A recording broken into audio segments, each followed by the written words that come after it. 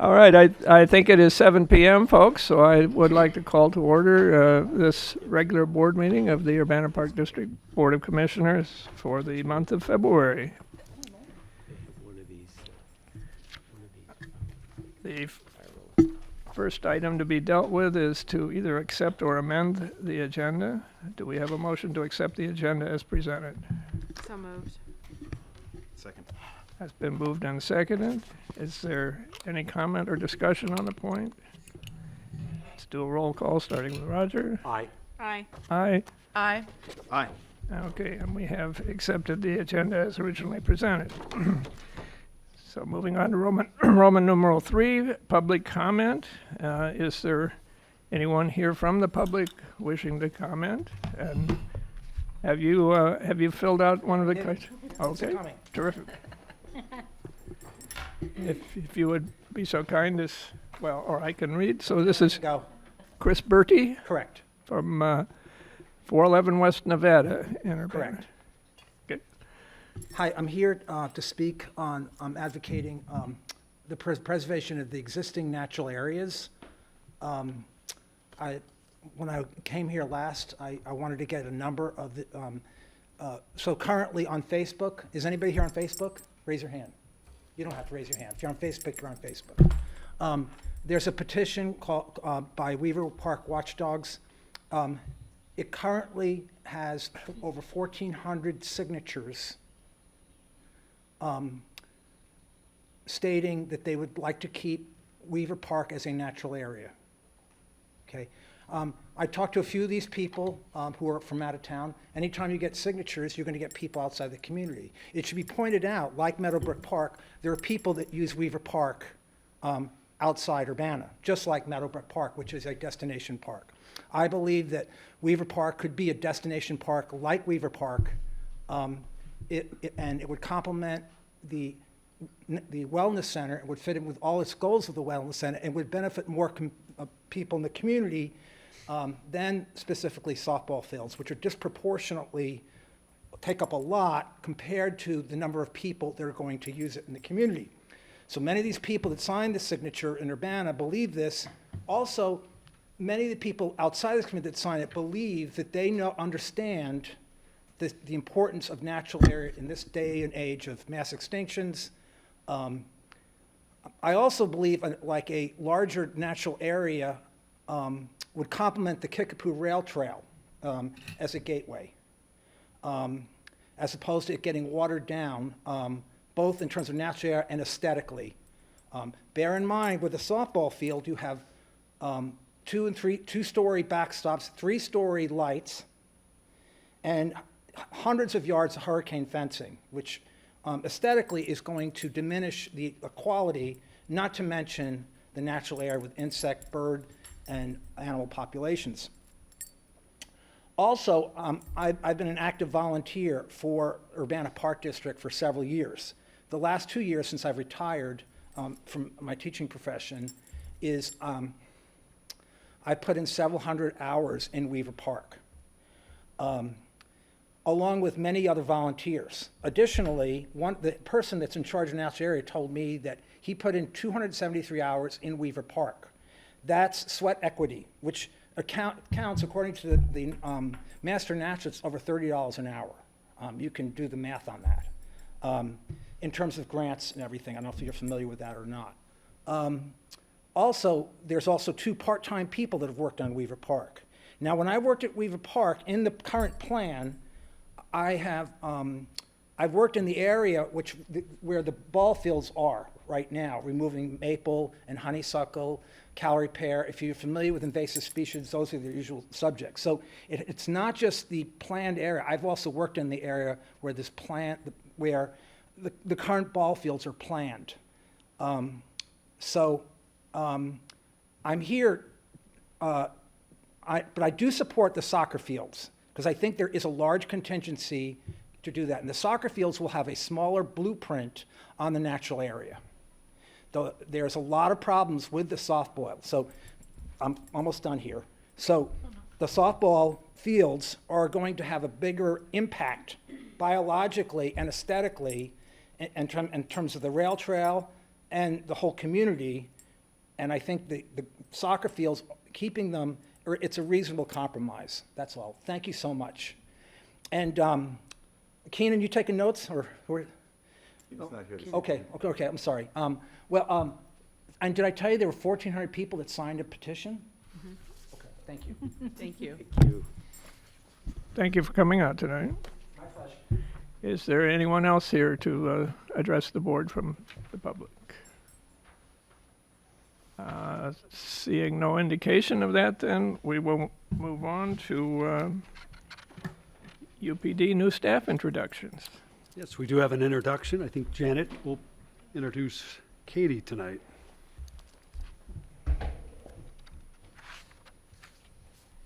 Hi, everyone. My name is Janet Sosby, Community Program Manager, and I'm here to introduce new full-time staffer, Katie Bickers.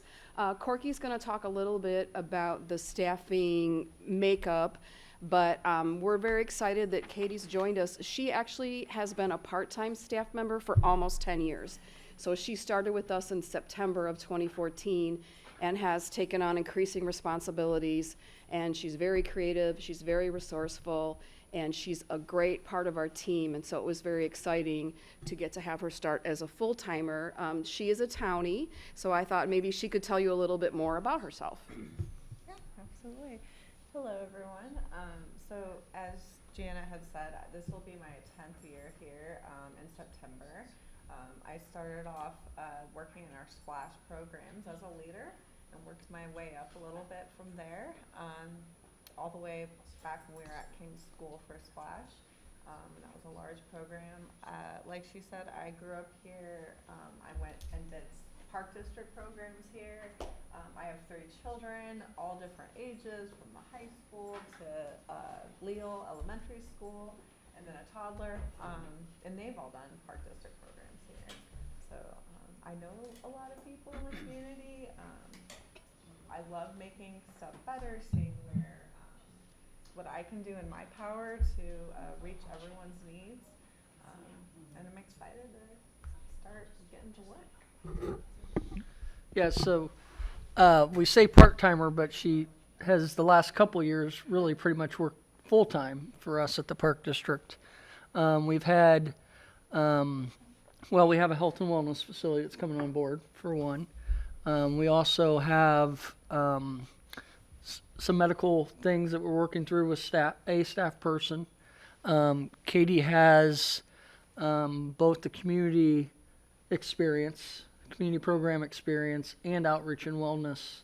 So her position is going to be split, not 50-50, but it will be split between the 2 departments. So we're excited to have her on board. She's, like they said, been around here 10 years. The community knows her. She's a huge part of a lot of the things we do, especially the Read Across America. She's done a lot of public engagement for us as well already, so looking forward to it. Welcome aboard. Welcome. Glad you're here. Yeah. Thanks, Janet. Thank you. Thank you for coming out tonight.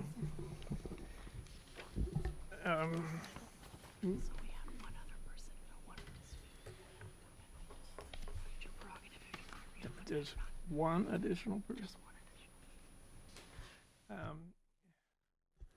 Apparently there is an additional person who would like to address the board. Are we willing to entertain that? I am. Yeah. Sure. All right.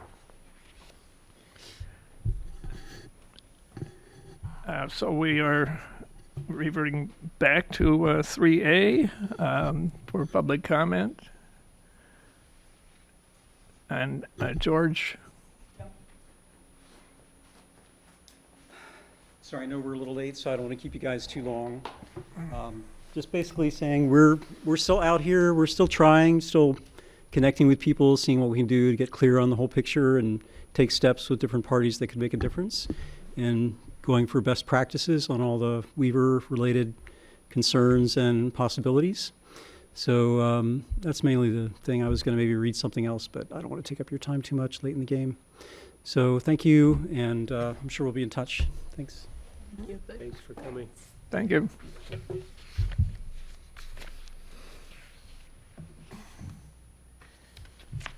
Okay, now going back to Urbana Park District Advisory Committee report, there was no meeting in January, so nothing to cover there.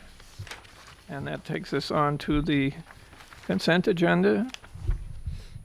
And on the consent agenda this evening are approval of the minutes of the January 9 regular board meeting, the 3 monthly departmental reports, receipt of those, administration report, planning and operations, and the recreation report. I believe there is no philanthropy report included in the packet tonight, so that is not on the consent agenda. And then finally, approval of the monthly paid accounts payable. And under our rules, it's the purview of any single commissioner to remove any or all of these items from the consent agenda for separate action. Is there any commissioner wanting to do that? Is there a commissioner willing to make a motion? I move to approve all the action items on the consent agenda and accept all the information items listed on the consent agenda in an omnibus manner. Second. That's moved and seconded, and under the consent agenda rules, there's to be no further discussion at this point. So we'll take a roll call, starting this time with Cedric. Aye. Aye. Aye. Aye. Aye. And that carries unanimously. Takes us on to financial reports. Good evening. Good evening. We will jump right into our revenue and expenditure reports. These are our fund balance reports for the prior 12-month period, also showing the budget for the current period, and preliminary unaudited results for the 9 months ending January 31st. Page 1, labeled Sum 1. Here excluding capital improvements fund. Noting revenues $13,613,422. This is a little bit of an increase over last month by $266,000. Total expenditures $11,077,021. This is also an increase over previous month of $586,000, giving us a net of revenues over expenditures, or a surplus of $2,536,421. Page 2 is our capital improvements fund standing alone. Revenues here, $6,236,983. Expenditures, $6,530,456. We're on the other side of the road here where the expenditures are exceeding the revenues as per typical usual this time of year, resulting in a deficit of $293,473. Page 3 is our district-wide revenue and expenditure report, noting here that our ending fund balance of all funds $16,378,977. Remaining pages are our major funds: general, recreation, museum, and the last page for our indoor pool.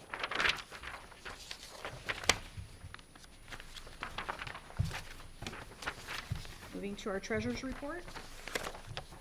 This is the amount of cash the district has on a single day, January 31st, 2024.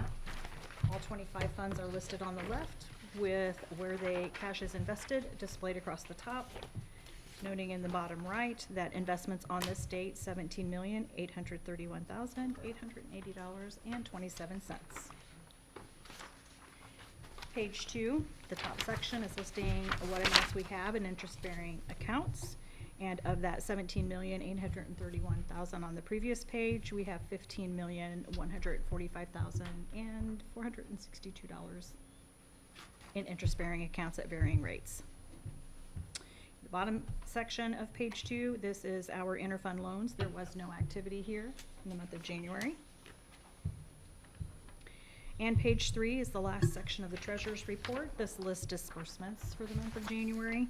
Vendor payments are here, matching your accounts payable report in the consent agenda. And then total disbursements of funds here includes payroll and vendors, $1,082,498.60.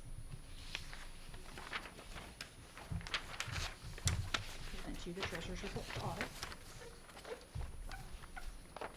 I move to accept the treasurer's report for audit. Second. That's been moved and seconded. Is there any discussion on the point? Hearing none, let's do a roll call, starting with Roger. Aye. Aye. Aye. Aye. And that carries unanimously. Okay, moving on to our capital improvement, capital budget reports. Again, highlighting the areas with an asterisk. This will be the activity in the month of January. Page 1 is our 2019A capital budget. Here we had our core construction invoice number 9. This is split, not equally, but it's split between DCEO grant and our ARPA grant. The total bill itself, I think, was $523,638, so between those two accounts. We also utilized some of contributions for invoice to MET for testing, $1,875. 2024 budget, here we see our total cost of issue for our bond sale that occurred in December. So $13,100 total. Some went to Chapman and Cutler and some went to Spear. 2023, we have expenditures here under tributes and donations. $599 was expensed for 3 plaques. 2005 was used towards a trees removed at Carl Park. This was split. A little bit of it's on one of the other budgets as well. And then $128 was expensed to Illinois Department of Natural Resources for EcoCat. I don't know what that is. Hopefully Andy might know. It's permitting through the state, and it was done as part of the KRT trailhead. Thank you. 2022 budget, under expenditures, tributes and donations, $305. This is again for a plaque. $795, that's the remaining, to Michael Poor Tree Service for the Carl Park tree removal. And $4,780 to Imagine Nation, and this was for some of the Prairie Play equipment. 2021, we only had one expenditure here, however, it's split between 2 budgets. $3,822 to New Toys. This was for replacement playground equipment at Southridge. And on the 2020 budget is the rest of that bill under operations and small equipment, $689. That balances out that invoice. And then $27,869 expense to start. This was part of path connection work. And on our last budget, 2019, we had a small expenditure to Fair Graham for Design 38. That was $432. And another small expenditure, $600 to Engineering Resource Associates, and this was for the evaluation of the bridge at Busey Woods. That's all I have on my reports, and Derek and Andy, I'm sure, will share some updates. Thank you. Pull up my pictures. I usually start with an aerial. So this was taken last Friday, and that was actually done by Keenan and Kayla from our office. So this is looking towards the front entrance, which would be here, our parking area, the gym. Here's Prairie Hardball, and Brookins is over here to the left. The big goal the last couple weeks, really since our last project meeting, is to get the building enclosed as much as possible. And the gym portion has been fully enclosed at this point. And so now what they're focusing on in that area is doing the interior insulation, which you can see going in here. And another... Finish on the ceiling, or is there something yet to go over? I think this is it here. There's going to be a lot of bracing, curtains. I mean, there's going to be a lot of a mesh of stuff. Yeah, but yeah.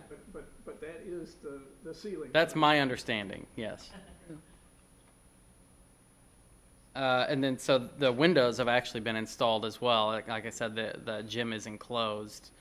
And it's been a little bit of a pleasant surprise. I don't know if I've mentioned before to the board anyway, but Tim and I had talked about it as they're a lot bigger than what we had anticipated just looking at the plan sheets. So we're all pretty excited about how these windows are looking and the amount of light that's going to come into the space. I think it'd be really, really nice once it's all finished out.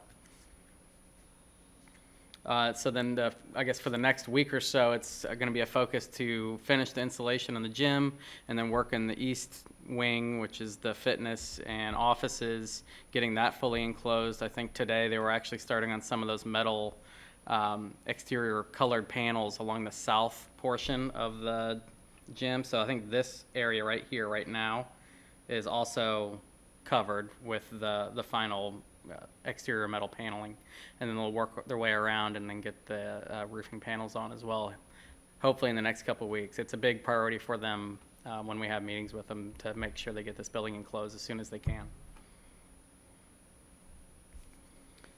This is kind of another update I've been trying to add each month, and it's with the Busey Woods Bridge. We had a full evaluation of all of our district bridges. You recall this bridge was called out that we need to plan on replacing it or refurbishing it in the next 5 years. So we began to put money aside in our 5-year plan. We actually engaged with Jake Wolf at ERA to start going into the next level of preliminary engineering and doing it's an IDOT bridge assessment, typical report that he does for IDOT that he's doing for us specifically on this bridge.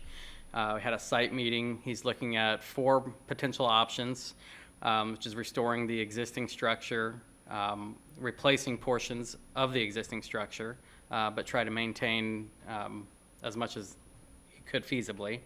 And then the other options are to replace the entire structure in its current location, and then also looking at obviously replacing the whole structure, but in a new location. So we're currently working through these options. There'll be cost estimation associated with each one, and then we anticipate we'll take the report to the board as well before we move forward in any other direction. I'll just add on to that we've also, I think, mentioned that we received an additional $450,000 in DCO funds, and the way it worked, we had $50,000 previously from when Scott Bennett was a senator. Paul Faraci put in for an additional 400, and they got pulled together into 450. Wow. And as we looked at all of our projects, we felt like this was a good candidate project for that 450. We think the cost is about what it would take to replace the bridge, and we shared some of those estimates with Jake. Obviously, we don't know what direction we're going to go with those 4 options, but we want to secure that money now, and so we're submitting that application to the state to try to lock that money in as quickly as we can. And that might be a guide for our timeline and the schedule of the project moving forward, because once that gets approved, we get a 2-year timeline to complete the work. So it's good that we've kind of started the process with the preliminary engineering. So this is our retaining wall west of the lake house in the lower lot. There hasn't been a ton of activity with the Crystal Lake Park Road project overall for a while. We've been waiting on this railing to get figured out and fabricated, and it was actually installed in the last month. So I just wanted to bring it back to the attention. This pretty much wraps up all the major items with the Crystal Lake Park Road. If the railing looks familiar, it is the same model that was a part of the ITEP Park Street project. So you see it go along the lake on the east side of that Park Street path. So this kind of ties into that same look. Fair Graham's going to come take a look at it, do an inspection, sign off on how it's mounted to the wall, and then there'll be some site cleanup and landscape work. But other than that, that's pretty much it. Beautifully. Yeah, I think it looks really nice. Really nice. Really looks Very good. conservative project that landed up straight up perfect. And then just to touch base on KRT and the Weaver Trailhead, the owner's representative is finalizing the contract with the Forest Preserve. That's through Core Construction Services, and that's pretty much wrapped up for the most part. I think they just need some signatures. We have an RFQ for design services that's currently ongoing. It's open right now. And then we have some interview time slots scheduled for the design group at the end of February. And we anticipate to have contract documents and a recommendation through the Champaign County Forest Preserve District at their board meeting in March. And then once all these groups are fully signed off and agreements are executed, we'll pull the whole team together and start to get to work on specifically as it relates to our park district, our trailhead. Now, is this likely to be a totally different team from Core? So the main project manager, I don't know what her new title is now, that we've worked with from basically as soon as we've had a contract with them for the GMP, is who will be our main person for Core for this project as well, which was something that we checked to make sure because we've been very pleased with. Just for the Weaver portion or? Whole thing. The whole thing, yeah. Wow. Yeah. You all may remember Nicole Oh, when yeah, we awarded yeah. the project. So she's great. Yeah.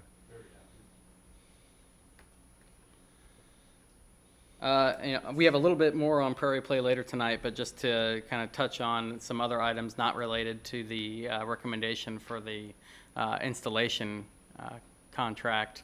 We have the farewell event that's scheduled for this Saturday with a weather date the following Saturday. And then we have our paver return dates scheduled for March 1st and March 2nd. March 1st, I believe, is 10 a.m. to 5:45. March 2nd is 9 to 12, I believe.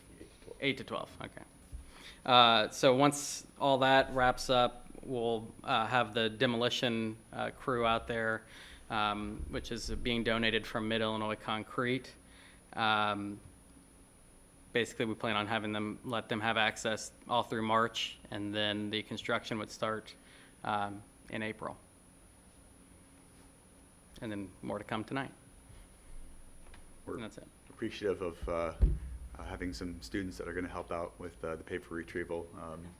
Is it Alpha Delts? Is that we'll be there Monday morning? Saturday morning in the farmhouse. Friday afternoon. Staff will cover the earlier shift on Friday. So, and the response has been tremendous. I mean, at this point, it looks like everybody that most everybody who signed up for the alert has signed up to retrieve their paver, and some new folks, as you might have noticed from some of the comments that have been on Facebook. So it's very exciting. I wanted to mention, are you on it, Andy? Oh, yeah, go ahead. Two other projects. In my report to you all, I talked about the pool pack status. So as of Thursday, we're having our electrician and the school's HVAC technician coordinate a call with pool pack technical support and also the manufacturer of the VFD technical support. That worked. They got the 3 VFDs working and communicating effectively with the controller. The next day, the school HVAC technician began tearing into the heater to see what was going on there, and realized that we were having a fault, an electrical fault with the controller. Another thing that we need to address before we get the heater going. The good news is that we've had a controller in our possession for quite a while. Our consultant, the person who commissioned the pool pack, who is actually in Atlanta, is in possession of it right now. We're waiting for warmer weather for him to come up and install it. The one we had was working fine. The only thing was that you couldn't actually read it at the pool pack. You had to use the remote reader. And he was waiting on a card to be programmed that allows that to communicate with the building automation system. Not critical, but a nicety if we could have included it. At this point, he's bringing that pool pack controller to us on Sunday. He's going to begin installing it on Monday. The school HVAC technician is doing some additional tests under the guidance of our pool pack consultant to see if there's anything else that he can determine is an issue right now. He is driving up with one of his vehicles that has a lot of loose parts and pieces in case there's other surprises. So Monday is a big day for us. We're hopeful. It's been quite a process, but we're narrowing in on things. So that's the status of the pool pack project. The other one I wanted to mention to you all is you all are going to be approving a big vehicle purchase this night. Perhaps we recommend approval of a big vehicle purchase this evening. We have another one that we're going to anticipate bringing to you next month. And we're actually moving this up in the schedule. Our garbage truck has been a very difficult vehicle for us. We purchased that in 2022. Since then, we've had 7 repairs by the dealership. The last one took 6 weeks for the part to come from Japan. And we actually did that one ourselves. These were all under warranty. Is that the truck or the garbage attachment part of it? But both combined, yeah, both have had issues. It's been pretty difficult, you know, when you're without a garbage truck for 6 weeks. You can imagine what that looks like. There's been additional repairs that our mechanic's been able to make himself without having to take it into the shop. At one point, the person who sold us the garbage truck actually came down from Wisconsin and drove it up to replace the PTO for a second time. So it's really been a challenge. We've talked with the University of Illinois fleet manager about their garbage trucks. You've probably seen a lot of the green ones around town. They're seeing the same issues with this type of garbage truck. And so what we're recommending is that we get away from this garbage truck and replace it with a Ford chassis rather than an Isuzu. Parts will be more readily available. This is what the university is doing as well. And going back to diesel instead of gas. Their experience suggests that'll be better for us. So we've got a kind of an informal quote right now from Rand Tool Truck, who we would also recommend that, much like we do with our mowers, we limit the radius from which a manufacturer can bid on our truck, so we can get more expedient repairs.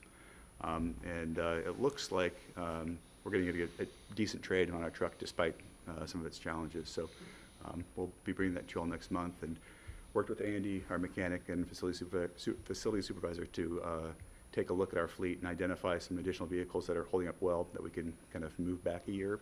So we've been able to find some room for this truck, but it's been a real challenge for us. I want to commend the staff that took care of that in those 6 weeks. I saw them in different parks at different times, and they did a tremendous job. I mean, I just want to say that. I saw them in the parks. They were still smiling. They were still doing their job, and I know that got long for them. But they did a great job. Thank you. Just to add, an occasional down is like a huge thing. And so I compliment the staff too for their patience and workarounds, and just appreciative that we can get another vehicle. You know, obviously trying new things certainly can be good, but it can be challenging. And the sooner we remedy this, the better our customers will be.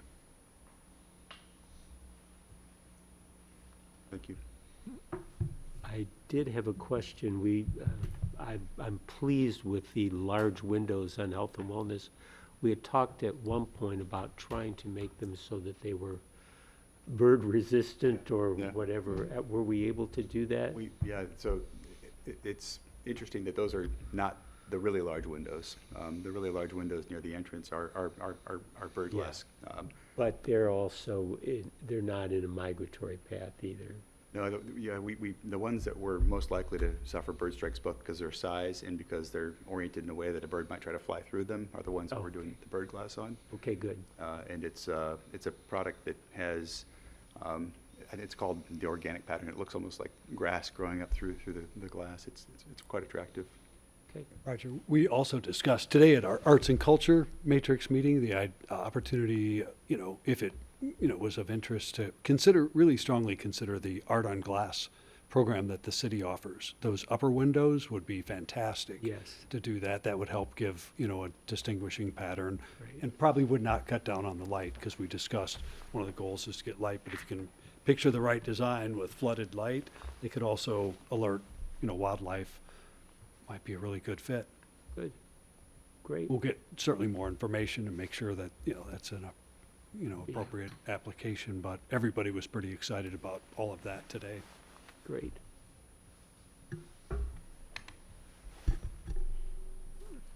Any other questions? Moving on then to the executive director's report. Great. Just a few things. Hopefully you noticed the You Belong Here report, number of really ongoing great things there. Just wanted to report that a number of staff and Michael attended the city's annual TIF and Enterprise Zone annual meeting. Certainly there could be comments from Laura or Michael if they wanted to add, but I was very impressed, particularly with the EASY program, the Enterprise Zone program, and the Think Urbana.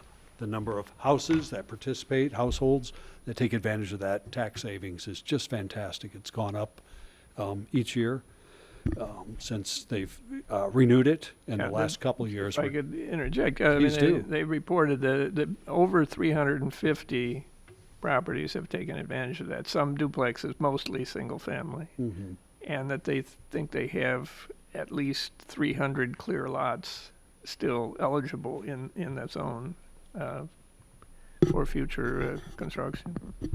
And certainly that's great news, and hope that pattern continues. Obviously, the benefits, would be for all. So we're very excited and glad to see that happening.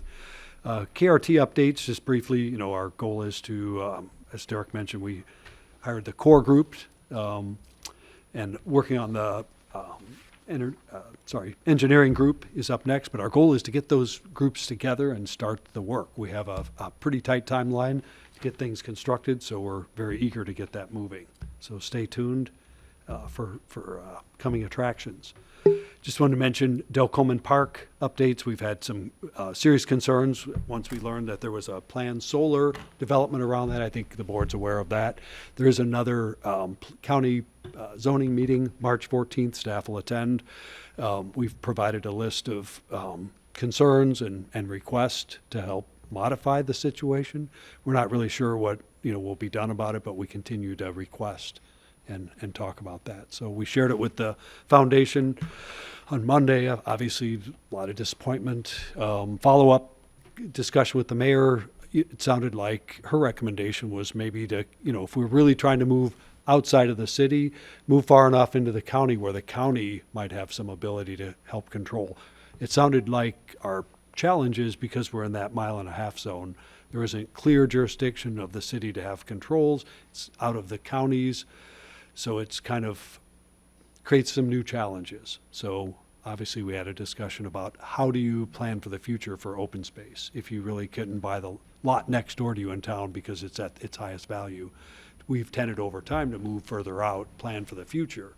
If with good sense makes sense, but then if you find out something changes, that's a real problem. And if you're working with donors, that's even worse. So we really need to be careful and work closely in the future as we acquire future open space. We'll continue to see what we can get done on this one and see what the outcomes likely will be. But very disappointing. I think our vision was more of a traditional, probably community scale park, and seeing a solar field around, which is often referred to as an interim use. That's what's going to happen the next 25 years. It's a long time to me in the park world. That's a couple of generations coming and going. So, just complimenting the Del Colmans. They're at this point, understanding it and taking it well, but well as can be. But it's very concerning. So we're seeing what we can still do, and just not sure how much control we actually will have. If anything, we might get some, support on trying to screen it, and make it a little more presentable. So we'll see how things go and keep you informed. Just a quick update on the proposed sailing greenway updates. As you know, we've shared that concept plan with UPDAC. There was a lot of excitement. That's basically trying to connect our 4 northern parts. We've had further discussions with the Department of Landscape Architecture. I think they're interested in working another summer studio that would incorporate some of that area. We had a follow-up discussion at conference with Smith Group, and I think their planners, landscape architects with their Chicago office, I think they're interested in helping in some way. So we're trying to pull some ideas together. But really our goals would be, could we have enough study or preliminary ideas that we could start to begin to talk about it in a more public way? Obviously from a future amenity, it's fantastic and certainly would make connections you could only dream of.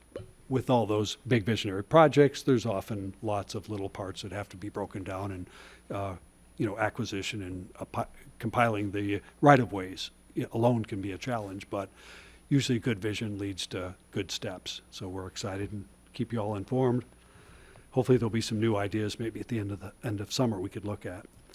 Just wanted to quickly report, we had a joint training with Champaign Park District today at the Virginia Theater with Dr. Chris Artefeo.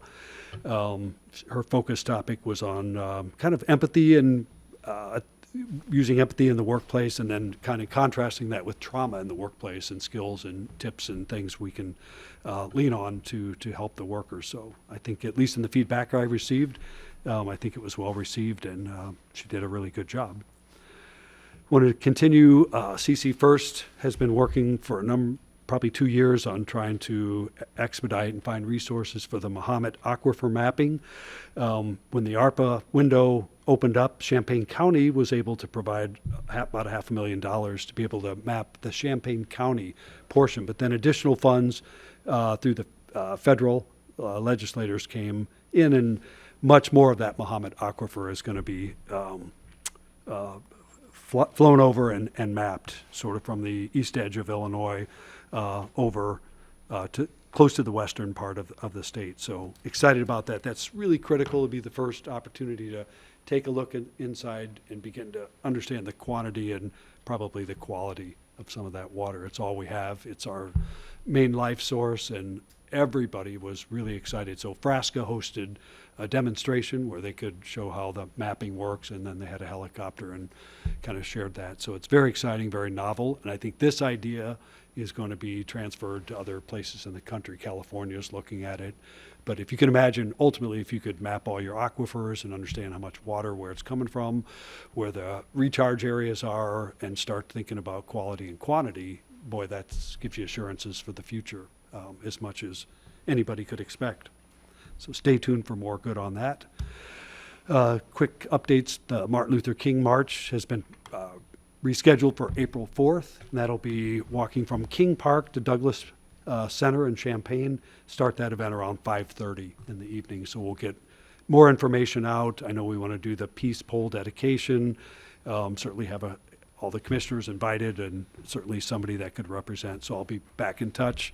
Previously, we had scheduled it for Martin Luther King Day, January 15th, but the weather just didn't cooperate. And I think I mentioned at a previous meeting, I think the staff team gave it some thought and thought it might be good to just reschedule it to a better time of the year. If we had a hit or miss, it's just hard to keep a continuity and an enthusement going about that. So enthusiasm. So we think perhaps the April date will work better. One of the goals too was try to still do it while we have U of I students in town and it's not spring break, and so that early April seemed to open up, and that certainly coincided with the assassination date of Martin Luther King. So it has historical connections as well. Lastly, I just want to draw your attention. There's a book going around. I think it's at Laura Station. We've been approached by a sculptor, Michael Schumacher, with an interest in fabricating a sculpture for us at Meadowbrook Park for the Wandell Sculpture Garden. He's a sculptor artist that lives in Hawaii, probably toward his end of his career, so he's looking for opportunities to give back. He's a native of Jacksonville, Florida, or Illinois, so he's aware of our garden. Somebody referred him. I made a connection. We started talking. He had an immediate interest. We've had a Zoom call, and pretty much worked out. I think in the book that's going around, you'll see the quality of his work. The piece we're focused on is called Continuum. It's one of the first pieces in the book. In the book, it's shown as a white painted steel, and we talked about his polished steel. We're not a fan of owning a lot of painted artwork. Obviously, you have to repaint it, and long-term expenses go along with that. The polished stainless steel would be, a forever piece, so it would be very, very attractive. So what we're trying to do is get more details.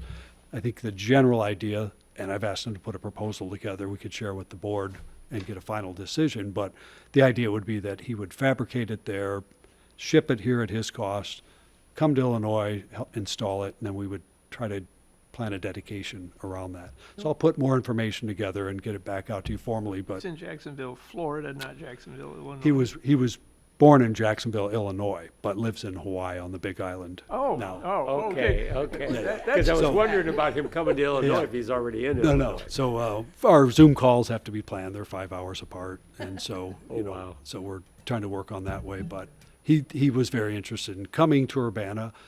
He just likes what we do. He likes our garden, our collection, our philosophy, and thinks we do a good job and would like to, contribute. So, took a few meetings. Is this really serious and, is this something we would engage in? And I think it would be, certainly we want to get more information, get a proposal, but be probably coming back to you with more information. But please take a look at his book. It's high quality artwork, and thrilled that he reached out. So hopefully it'll be a good connection.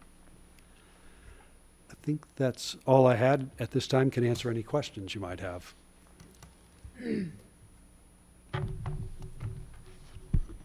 Okay, thanks, Tim. Moving on to President's Report, upcoming meetings. UPDAC, February 27, March 4th, legislative breakfast, which I will not be able to attend. I hope there are other commissioners who will be. And then March 5th for the study session, KRT Trailhead and Health and Wellness updates. And then listed here, it says March 12, but I believe March 19 is our next regular meeting.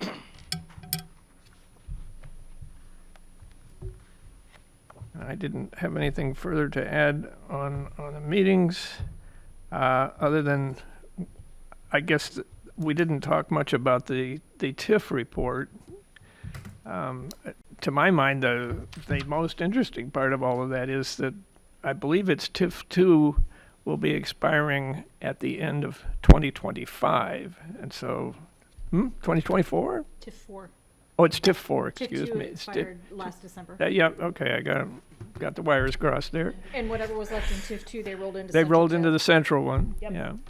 Now, the central TIF is on the books until 2040 unless they shut it down in advance of its limits. But there should be some additional EAV coming on the books for us at the end of 2025, which would be good news. It would be. And Yeah. they, while admitting that the Royer Hotel is asking for further delays, they're expecting that people who have actually been inside are saying that it's fabulous what they have actually done. Really nice. Oh, good. It just isn't done.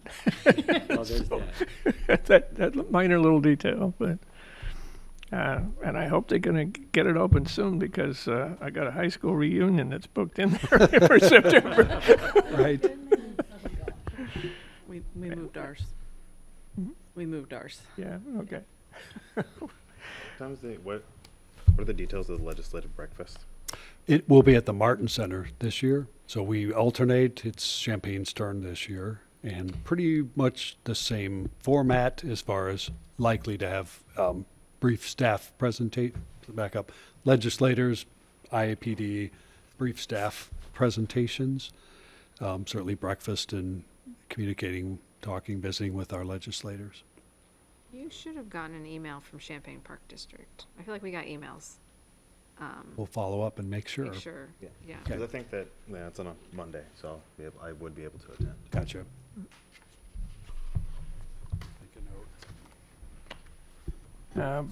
Moving on to liaison reports, the finance study group last met actually before the January board meeting, so there's nothing really new to add there. We're planning to meet again on the 23rd of this month. Policy study group, We have not met. Parks Foundation, is anything to report from today? I was not there yesterday, so Or- Tim, was there I anything? I shared Roger's report. Actually, Megan did, but we made sure that it was reported. And UPDEC Planning Study Group, Nothing? Nothing. nothing new there? Okay. Moving on to old business, there was no old business removed from the consent agenda, and that was no new old business or outside of the consent agenda. So, new business, award of program guide printing services. Rec staff's here to provide the results and recommendations.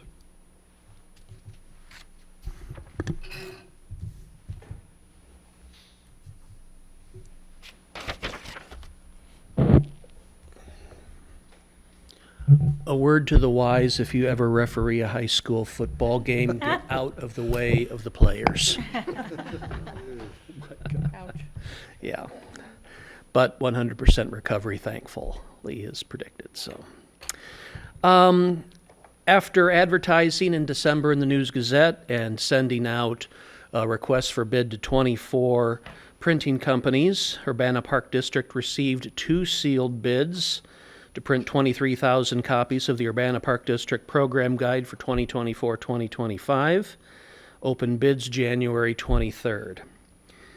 The price includes preparation for bulk mail to all Urbana residences and delivery of the guides to the main Urbana post office, extra copies going to Phillips Recreation Center. The extra copies are used to send out to area agencies, and also our staff takes them to all table events to hand out. After opening the bids, staff recommends that the board accept the 60-pound paper bid from KK Stevens Publishing to print the program guide with offset paper and an additional glossy cover in full color with 60-pound paper 3 times for FY 24-25 at a cost not to exceed $47,398. They will print 2 editions of 80 pages, 1 edition of 72 pages, and this is a total yearly increase of $4,416. Just out of curiosity, that seems like quite a difference between the 2 bidders. Any thought on Yes. that? It is either the paper they use, their dealer, whatever vendor they have to get their paper would be my guess. And quite frankly, printing companies are not getting more and more away from the big 70, 80 page guides that they mail out. So that could be the thing, but we are definitely grateful for a low bid, that's for sure. Yes. I would just add on that, I know last year or year before, we had some discussions with the companies, and I had to get involved, and I know that the companies also buy paper by large quantities. So one company could have a huge stock that they've been able to pay this price for, to where another company don't have enough product, and they gotta order more, and it may be more expensive. Okay. So that was my discussion with the vendor who did not win the contract last year or the year before, I can't remember which year. But. Okay. I'm just a little, just so I understand. So we have 2 prices, but we're running 3 times. So what's the difference between the 72 and the 80 pages? The 72-page program guide is the the September to December program guide. The 80-page program guide is January, April, and then May, August. Okay. Thanks. And postal rates have gone up, at least first class is bulk mail. A little bit. Postal cost also one of the reasons perhaps that, I mean, we're talking about 10% over what we paid last year. I'm sure that's a factor. But that postage is included in this bid, correct? Correct. Yeah.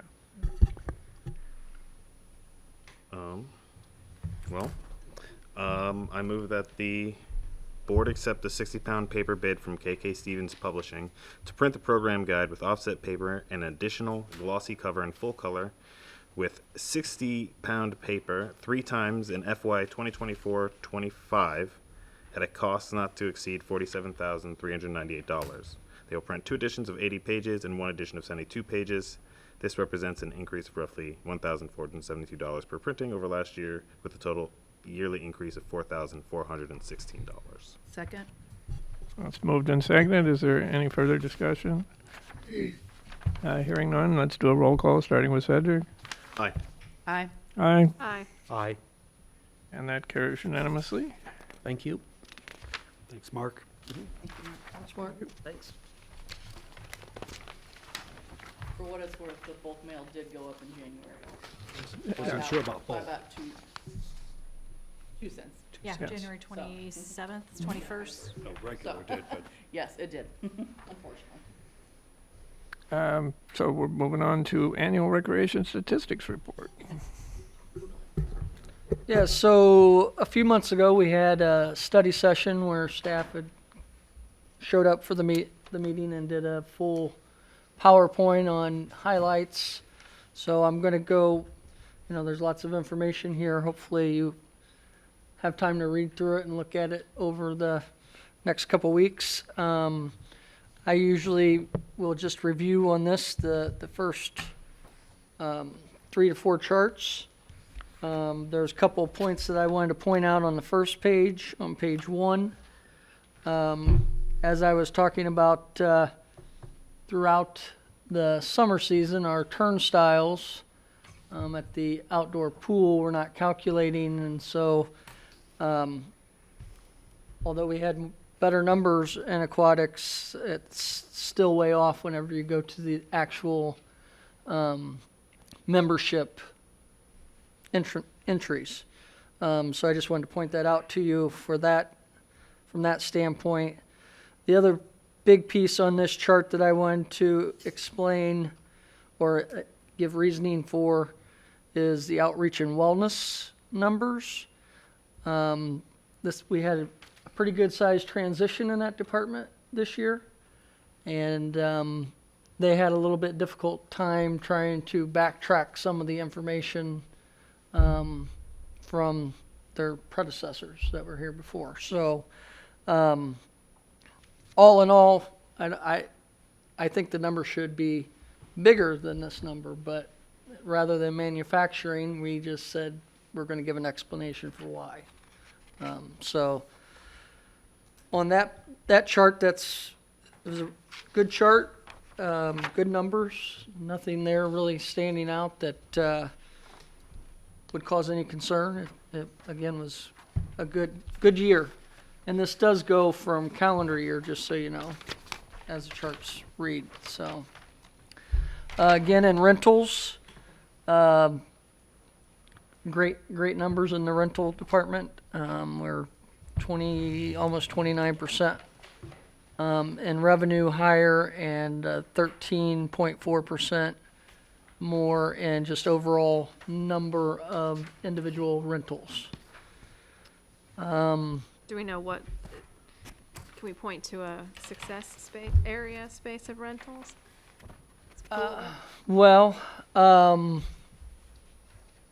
mean, I could if I went through all the charts, but I think pavilion rentals have been strong.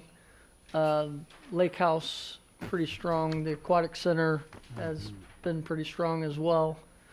The outdoor pool is kind of, wasn't bad, but it wasn't like earth-shattering. But the indoor pool probably is a good chunk of it for the swim teams and things of that nature. Programs offered and canceled, this percentage, my 14th year. I always say I like it to be 8 to 6%. Anything below 6%, I'm thinking we're not being creative enough. We're not keeping track of how many participants that are using a program. So what I mean by that is we try to make sure we're meeting our minimum numbers for programs. So if we're running a program and we're supposed to have 5 and we only have 3, that's not a good thing. So these numbers show me that they're keeping track of that. They're being creative. They're offering new program ideas, and if they go, they go. If they don't, then, that's just the way it works. We tried it, and we're going to try something new next time. So, so those numbers have come in where I'd like them. I guess the other comment on this is just pointing out the community youth teen numbers is a big part of the increase in offered programs. And want to give Chelsea Pearl big kudos on that for the teen hangout zone. It involves a lot of staff, full-time staff other than Chelsea, but Chelsea's been a big leader in that. So want to make sure she gets a shout out for that. And then volunteer hours, as I was looking through this, and I do have to give a little precursor that I was out a couple days unexpectedly last week, and I reviewed, but I didn't. It looks like I missed one thing here. So while our volunteer hours look really good, because they are, versus 22, I do see that our volunteer naturalist, we must not have, Charles, who puts all these numbers back together from all these charts, must not got in touch with Matt Balk to find out, what kind of numbers we did use in there. So again, kind of going back to these reports, each manager and their coordinators are doing these evaluations and these charts each season. So Mark just talked about the different program guides. Those are the seasons. What we don't get in those charts typically is Matt Balk's numbers. So we have to purposely go back and get those. And he did a great job. I'm not saying he didn't. I missed that number. So I'm going to have him update it so that next year when I report, we'll have numbers reflecting that as well. And what do we think's going on with environmental programs in general and volunteer hours? Like, there's a lot of, from last year to this year, we don't have anything. Let me find it. I mean, we had 8 for outdoor students. We had 0 this year. Yeah. I mean, I Camp don't Fresh thi- is great, right? And that may just been something that didn't go offer, or didn't yeah, offer. Okay. Like naturalist in the classroom. Exhibited interpreters, naturalists in the classroom. Most of that this year has been the school tours. Okay. Ours is essentially replacing. Yeah. Okay. And you can see school tours have went Right. up while Yeah. that one went down. School field trips really kind of depends on the schools actually coming out. And then student curators, I just think that's something we didn't do this year. Do you know why the school tours jumped up so much? I know that getting buses and that kind of stuff for schools has been a challenge. Well, I do know that again, Chelsea has been working quite a bit on getting people to sponsor the school tours. Okay, And so that could be a piece of it. yeah, that would be a big help. What's the difference between a field trip and a tour? Field trips, I can answer that. help me. The school tours align with the educational standards. The other ones may not. They Like, just a call up and tour say, could "Wanna just be go-" like a Girl Scout group, or, that doesn't necessarily meet the standards of the state. When it's for the school, Okay. it meets the state educational standards. Got it. And I can also add to that, the schools are really still gearing up for field trips. I know where I work in Champaign, we haven't, we're not doing the field trips all the time like we used to. We used to do 3 a year. Most classrooms aren't having any. So we're still trying to get into that swing after COVID. I just wondered if it was something that should be combined or if they were distinct Yeah, types of they're different. activities. Okay. And Champagne used to be a big piece Right. of those for us Right. before they stopped coming. They're coming So- back. Good. Good. We need it. Glad to hear that. I would add just quickly, we did talk at the foundation level. Another way we could help is to provide those kind of resources where your classes would get a bus ride and a program. So if you couldn't build a whole building, could you sponsor a program? So I think interest in doing that on that side too. Great.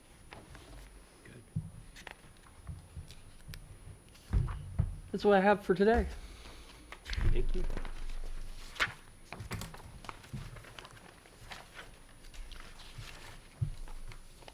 All right. Moving on to item C, purchase of an arbor lift truck. Derek said something about expensive vehicles. This, Candy's ready. Yes, this is, was actually part of our 2023 schedule. Derek had updated on kind of our revised schedule moving forward to 2024. We did have the 2 mowers approved last month. Those were part of the 24. Every other vehicle that was in the previous schedule for 24 is now moved back a year. And there is one more vehicle for 24 that we are keeping in that schedule. It's for the custodial, one of our custodial vans, and it's just because its condition, it's been pushed back for a number of years already. So that one we'll be looking to purchase and replace soon. So this is for 23 schedule, and it's the existing lift truck is a 2010. Typically, we do 10 to 12 years on vehicles. This one's been pushed back on the schedule a little bit as well. And we met with the Terex equipment dealer. The Terex equipment is actually the main working part of the truck that will have the basically the boom for our staff to use. And the purchase is available through the Sourcewell Cooperative Purchasing Joint Bid Contract. That number is on the quote itself. There was no trade-in offered through Custom Truck One Source, so our plan will be to auction our existing truck once we receive the new vehicle, as long as you all approve our recommendation. And then just to break out the budget, it's coming through the 2023 and 21 capital budgets. We had some funding left over in 21, so we're utilizing that to help make up the difference for 23. Of course, what we don't have shown in this is any funds that will recuperate from our existing truck, so it'll take a little bit longer to see the full cost of what this nets out to be with the replacement. But I would anticipate we'd probably get, I think when Denny, our mechanic, was looking at potential auctions, it was somewhere around $50,000 to $70,000 that he was seeing some bids at. So that should be positive. I would hope we would get something close to that as well. And then the truck itself is a Freightliner. We had a couple options to go with, and that's what was reviewed by our operations staff and mechanic to move forward with. So total cost is $205,997.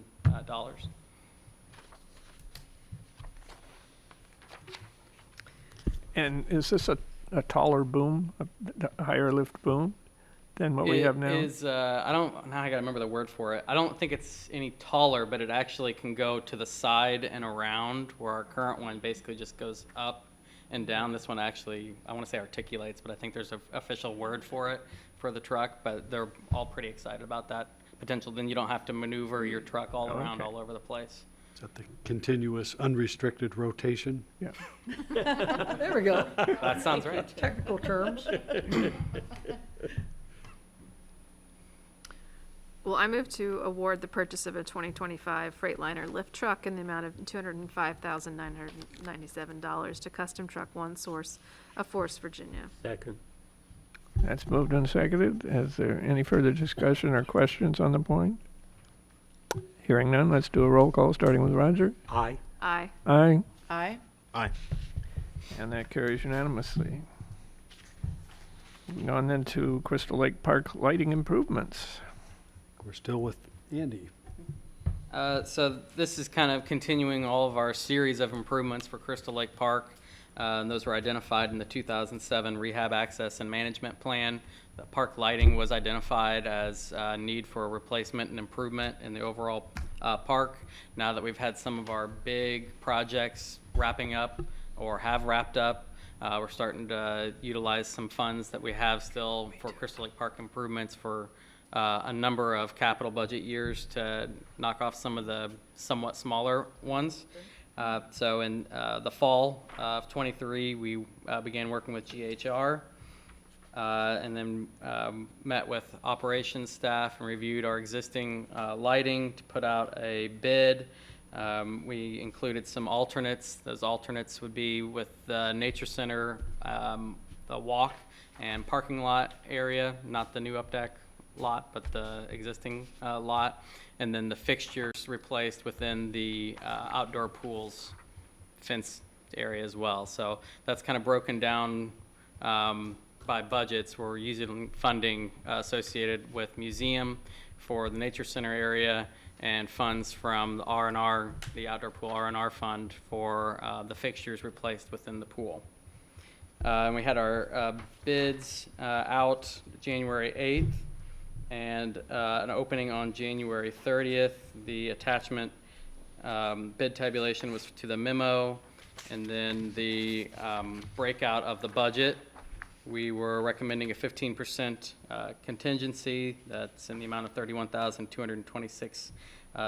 So that brings the total project with the contingency, base bid and alternate 1 and 2 to $239,397. And then our revenue, you can see where we're pulling funds that are existing in previous Crystal Lake Park improvement lines that we had set aside from a number of years, and we're kind of working from oldest years to newest, what we have left, to start closing everything out for all of our Crystal Lake Park improvements that we have outlined as part of that management plan. And so our recommendation tonight would be to award to the low bid Davis Electric of Urbana, Illinois. I should note these fixtures are to match the Updeck Learning Pavilion parking lot. And then you will also see them as part of the parking lot for the Health and Wellness Center. So we're trying to solidify kind of our fixtures around the district. It helps with our maintenance. Dark sky lighting. No, good, nice I do know that there's $35,000 earmarked from the museum fund. Is that the parking lot at a needed purpose? I mean, And the front too, the front of the building. yeah. Yeah. So, I mean, that is the year-round facility that uses that parking lot, and we are receiving money back from the state for our museum grant for the Updeck Pavilion.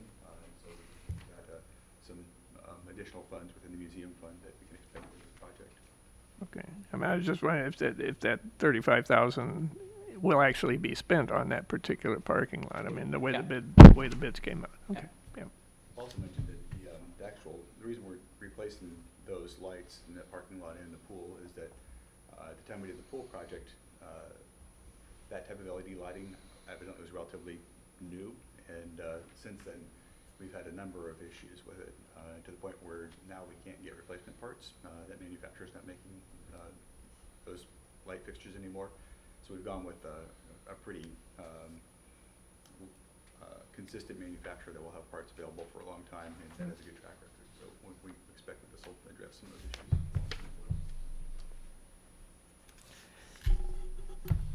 So I move the Urbana Park District Board of Commissioners award the base bid and alternates 1 and 2 for Crystal Lake Lighting Improvement Project in the amount of $208,171 and a construction contingency of 15% in the amount of $31,226 to Davis Electric of Urbana. Second. That's moved and seconded. Any further discussion or questions on the point? Hearing none, let's do a roll call, starting with Cedric. Aye. Aye. Aye. Aye. Aye. And that carries unanimously. And I'd also just like to throw in the comment, it's nice to see an Urbana firm Right. win a bid like this with an extremely low bid compared to the others. I Right. mean, that was very helpful to be in under the engineer's estimate.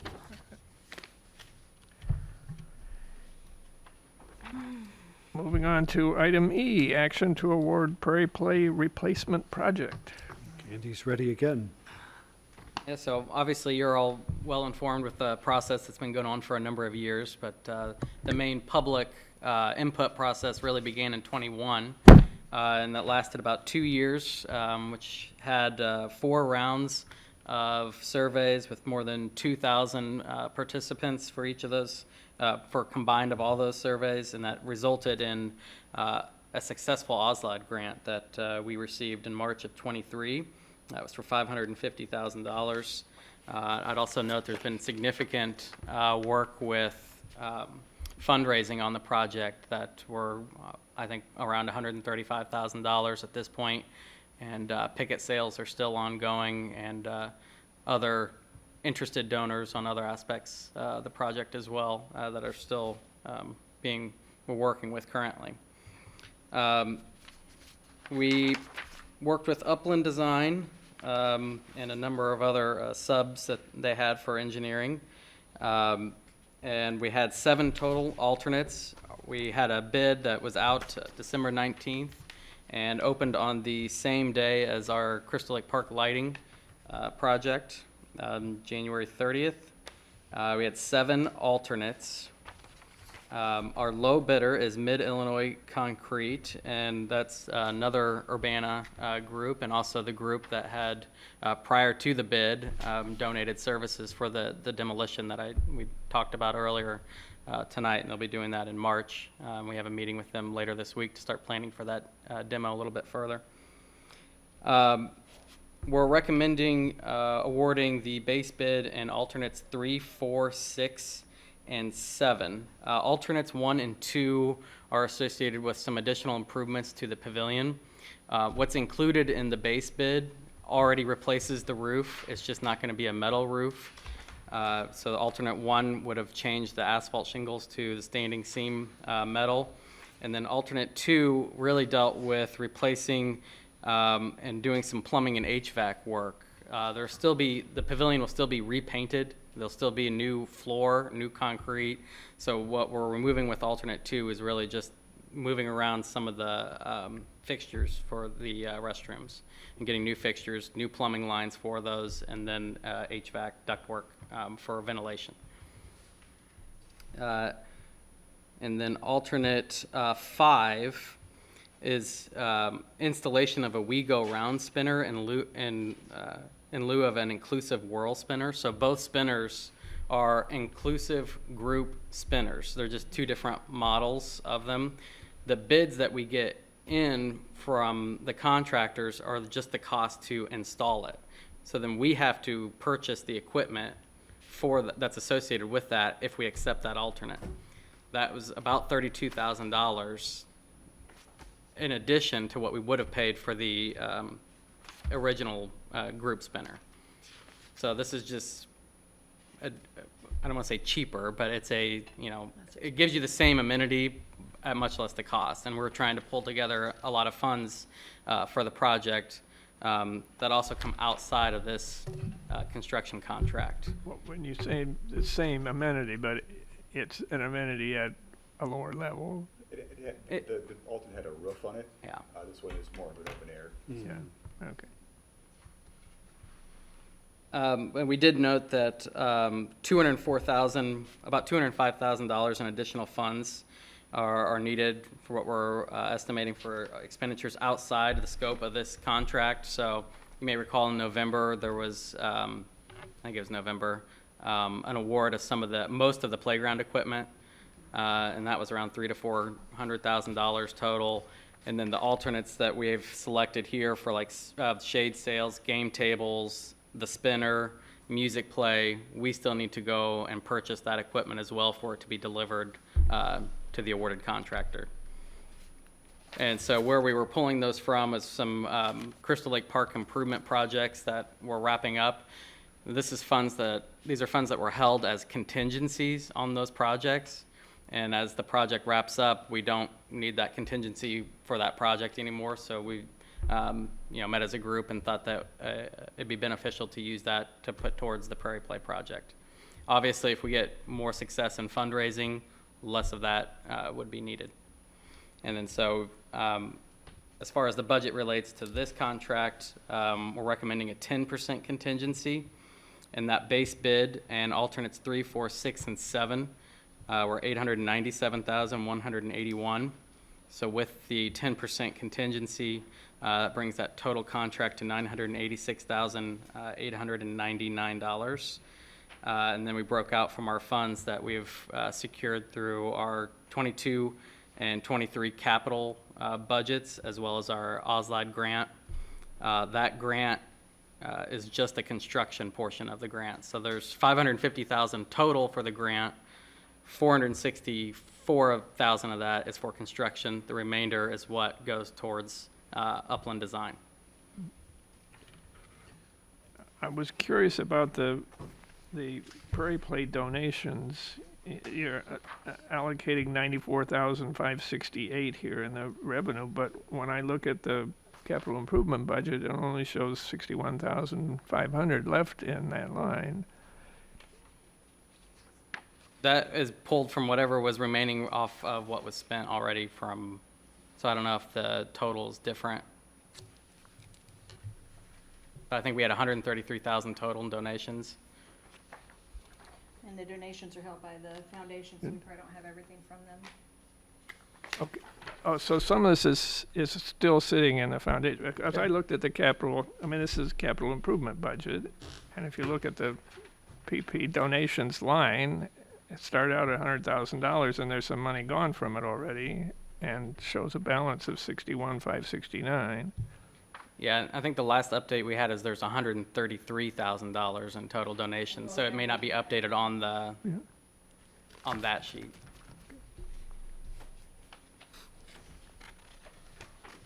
I move that the Urbana Park District Board of Commissioners award the Prairie Play Replacement Project for $897,181 and a 10% contingency in the amount of $89,718 to Mid-Illinois Concrete and Excavation Incorporated of Urbana, Illinois.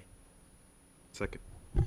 That's been moved and seconded. Is there any further discussion or questions on the matter? Hearing none, let's do a roll call, starting with Roger. Aye. Aye. Aye. Aye. Aye. And that carries unanimously. I was driven by Clark Lindsay recently, but Mid-Illinois is doing demo work right now. Yeah. Saw that. Massive demo work. Moving on to item F, action on transfer of James Smith Hatch gift to the Urbana Parks Foundation. Laura, do you want to update us? I know it's something we've been working on for a little while. Correct, yep.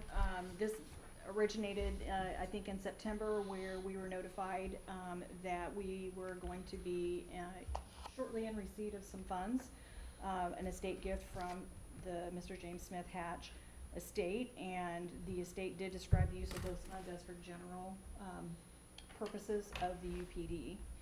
So, you know, we, in discussions about the gift and how it was gonna be handled and where it was gonna go and do all of the things, the check did arrive to the Park District, I believe it was in December, and it came addressed to the Park District. And it was a $42,000, or $42,198.40 gift, and currently, Mr. James Smith Hatch does have a direct donation to the foundation on hand at the foundation. And after discussing the amount of this and what we could do with it, we felt that it was best if we transfer those funds over to the foundation for managing and investing, and until we had a purpose and a goal for it. So we did consult with Matt Deering on this type of activity before, and he did verify that, you know, we're doing all the right things, and there's no reason to not be able to send this over to the foundation for those purposes. So staff would recommend that the James Smith Hatch gift be transferred from the Urbana Park District to the Urbana Parks Foundation in the amount of $42,198.40 for investing and monitoring and so forth by the foundation. And this would remain a titled line at the foundation, is that correct? It would be my understanding that it would be A named fund. A named fund? Yeah, Yeah. in their books. Is the previous donation in a fund like that at this point? It is currently, Okay, and it has a different a named fund, purpose. or a named fund, It is a okay. named fund, yes. Okay. But at this point, we haven't designated a purpose for it. Yeah. So, once it's transferred to the foundation,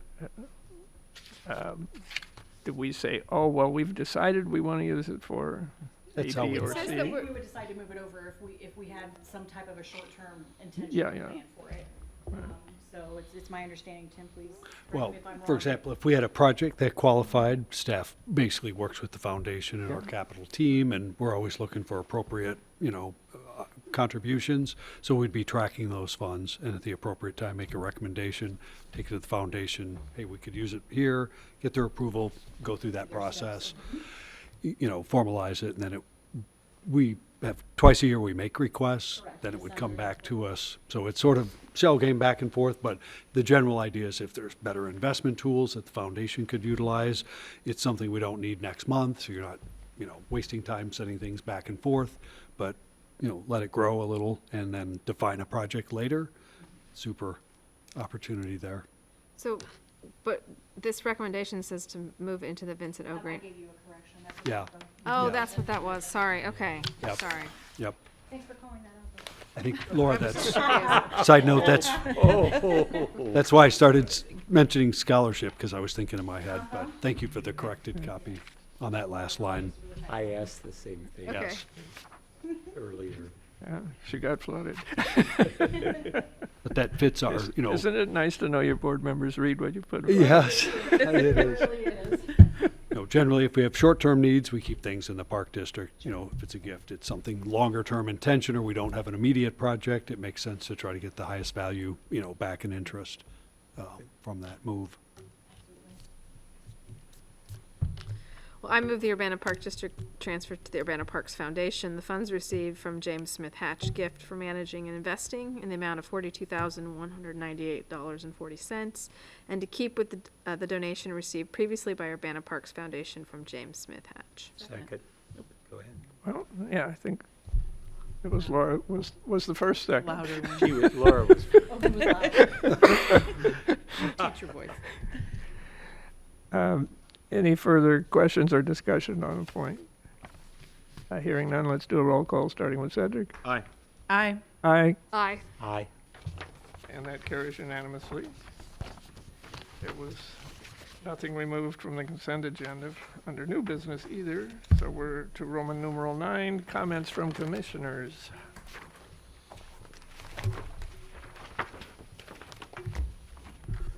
I would just note that that's the second time in public comment that we've heard support for soccer fields. Yeah, I'm just note that, Yeah. that's all. so, I'd just like to note a little difference in the two bidding things where with the lighting at Crystal Lake, we had the engineer's estimate included along with it, whereas on the Prairie Play, not. And maybe we had that information previously, but just as a board member, I'd like to see a little bit where are the bids coming in vis-a-vis the estimates from the designers. We could send that back out. Yeah, let's just send it back out. Engineers tend to often Yeah, do the recommendation with their yeah, estimate. I whereas, agree. Like landscape architects Or Yeah. architects might not. we'll make sure we can get it to you and work on the future as well. Yeah. Do you need a reminder, Derek? Okay, because I'm making my reminder notes. Thank you. Thank you, Michael. I guess the only thing that I wanted to mention was that at conference I briefly spoke with the Champaign director, Parks director, and she mentioned, or actually I asked her about that this was the year that they were implementing getting rid of their program. Guide. Yeah, and obviously it's a big chunk of change every year, so it's something that I would be interested to find out more about how that's going for them. I think that'd be great to wrap into our marketing and communications evaluation, because we've talked over the years, many, many years, about what alternatives, could we have with a different, guide approach. And I think we've had numerous discussions with UpDeck. I think it's sort of that digital break. When do you cut loose? And the people that don't have those opportunities, what do you do for them? And are you ahead or are you behind? I think, again, we're open to the discussion, and I think we have a guide recommended for this round, but it could change in the future. The question is, is it time to go to a digital or another alternative, which could be partials? One of the things UpDeck has consistently come back as long as we've been discussing it, it's a marketing piece in and of itself. It shows up at your home, it's nice cover, in many ways defines and reminds people who you are. Without that, there's maybe a little fear. If you don't have that, how do you stay connected? So certainly would look at groups, districts that have moved away from it, others that are hybriding, and then others that are still sticking to it and find out why, what. Certainly we could ask our residents, if you did a survey, how many would want to receive it, in It a printed also form. pushes people, it's like, oh, yes, I want to sign up for that, or I need to sign up for Right. that, or something. Right. But the question is, At least it does at our house, so. absolutely, but what, could it be we'll say a different type of mailer? Yes. I'd be very curious to see what other park districts Yes. are doing. Yeah. Yes. Because I think, while I appreciate the ActiveNet registration platform, it's not very, it doesn't show you the whole picture, right? There's nowhere to sort of, you have to know what you're searching for to find it. I mean, you can have it open, but I really like, for example, that graphic of all the fitness classes and the times, right? So you can sort of see what fits your time. Those are some nice visual things that I think are helpful that you can't do with ActiveNet. Or maybe you can, but so I think it is, System, right. it's not just getting rid of it, it's thinking about how then is the information communicated in online. Right, and a big part of that, I think, is especially with Champaign doing it right now. It's they're really, hopefully, they're a great source of information in terms of what works and what doesn't work, what they feel is getting left behind. Because that's the big fear, right? Is that we switch over and then we just lose a whole portion of our people. So it's what are the what are the moves to make to ensure that that doesn't happen? Sure. If you compare sorry, I'll let No, go ahead. Just if you looked at it under a lens of you belong here, then maybe you'd have one attitude. If you looked at it, without that lens, you might not be concerned about that. It's about reducing your costs, and you don't care about as much. I'm not saying that was what they did. 24,000 companies. Yeah. I mean, also this is almost a production issue. I mean, if 23 or 20, whatever, 24 companies he Companies, sent it yeah. out to. 24, because I thought it said, Two. right, okay. But I swear I saw 24,000. But maybe that was a typo. No, sorry, copies. Yep, sorry. Yeah, That's no, what I thought. copies. But still, Copies, because I thought that was crazy. But still, 24 and only to receive 2 bids. Is Part of that battle every year, isn't it? And with such a difference between Yeah. the bids, suggests to me that there's somebody there that may even drop out. right. And so also it's anticipating future, what happens when somebody isn't willing to bid on this project. Yeah, exactly. Kind of looking at the future and what's the trends, are you looking at, And it, increasing cost for print material and And right, reducing there's costs. also the ecological impact of Oh, yeah. using all that paper or whatever. But I mean, We had a postage snafu between the company who makes this year's catalog, and because they have to feed the postage, right? And so when registration came, the first day of registration, people didn't have their guides in hand, and we got over 100 phone calls that we haven't received our guide. And the So. post office didn't reach out to us either. Right, I called on another right, issue. Right. But And my they're point, like, my "We point have is that all the stuff that we've heard from Monica and Kim over the last 2 studies is the guide is part of one way people get it, right? And so, but then doesn't maybe- mean it can't be replaced, because we've Right. heard this too, as some kind of, maybe there's a transition into an opt-in type I was just gonna program say that. that's Yeah. just that, because then that reduces costs, and then it also provides the opportunity for the people that, you're right, if I know a bunch of people that get it, that it just goes straight into their recycling bin, right? And it's not because they don't care, but maybe it's just, it's not the medium in which Right. they get their information about the things that they want to do. So I think that's one of our goals in our analysis, is really to find out, how do people want to receive information? We'll probably see a variety of responses there, and probably will be challenged to make decisions on what makes the best sense of combining resources. Well, there, in my view, there is a data collection issue in all of this. I mean, in looking over the RIC statistics, I mean, Mark said, okay, we've been buying digital advertising space on the MTD bus shelters. Well, how do you really measure How many that are seeing that you reached an audience with that? And I mean, it's the same thing with the program guide, as you say, Cedric. Some of them go straight into the green box, but there got to be. I guess I'm a bit of a Luddite. That I do actually like to look at some things on paper, and I'm sure I'm not alone in this community on that. So it's a tough call. Yeah, yeah, and I think definitely have to have, what are you gonna use that money for instead? Right. Otherwise, it's just a cost-saving measure, because you're still producing the guide, because the guide's gotta go on, digitally, it's gotta go on the website.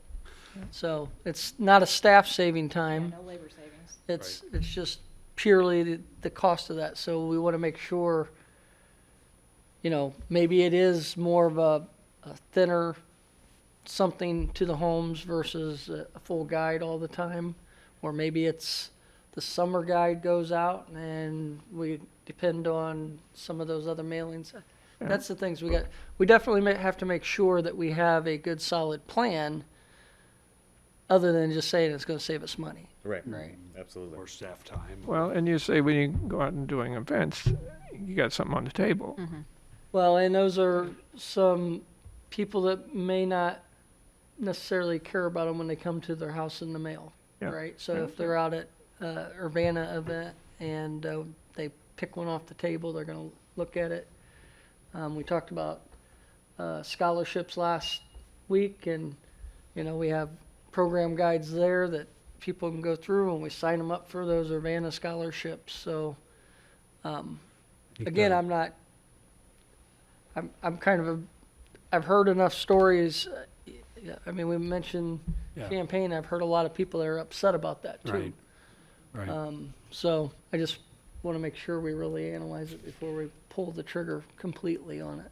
I think we'd want to get empirical information. I wouldn't want to make a change just because, well, I thought it saved time or staff, or I think we want to ask our customers, how do they, in our continuing need to find out, how they want to receive information? Or what if our goal was, how do we reach more people? Maybe the guide is not a tool to expand our coverage. So I think it's something we should take a deep dive again and look at. Meredith, you mentioned the fitness schedule. I bet 50 of those 100 calls were from fitness users that were wanting to get their info in so that they can fit into a class. Yep. Roger, Audubon kind of gives a choice, don't they? Well, that was something I was going to say. We started an opt-out thing with the paper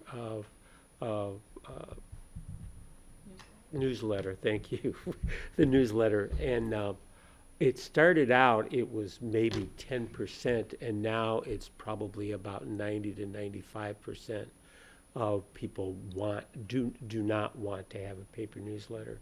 Of course, you're dealing with people that are very green oriented with that group, but that's one thing that we might consider. I certainly would be willing, if given the option, to say, yeah, just save it. Just let me know or send the electronic one, but save the paper. It's not that easy to do though when you're doing bulk mail. Right. I know it isn't, because we had that same Good problem. question. It goes to the address, not to the Tim Right, Bartlett. It right. goes to my address. Yeah, So if that current- person moves, how do you opt in and Current out? current That's what I'm resident, saying. right? Well, that's the Yeah, problem. we're pretty So transient. we discussed that, and how do you keep up Yeah. with the opt-in and out, and you could anger people, why can't you keep Sure. your subscription straight? So there's multiple issues that There we'd are. have to wade through. That's a targeted group. Well, the other thing is, if they move, we have somebody in Germany right now that still receives our electronic newsletter. They so, update you their know, address, right? Yeah. They have the same email address. Yeah, But I think all of us agree it's worth continuing to look at, as we have over the years, to continue to meet the customer need and it's a, hopefully promote ourselves. And it's a hard number to swallow each year. it is. Yeah, it is. Any other comments? Well, that being the case, I think we've exhausted our agenda, so I will declare us adjourned. Thank you all. Great, thanks, everybody.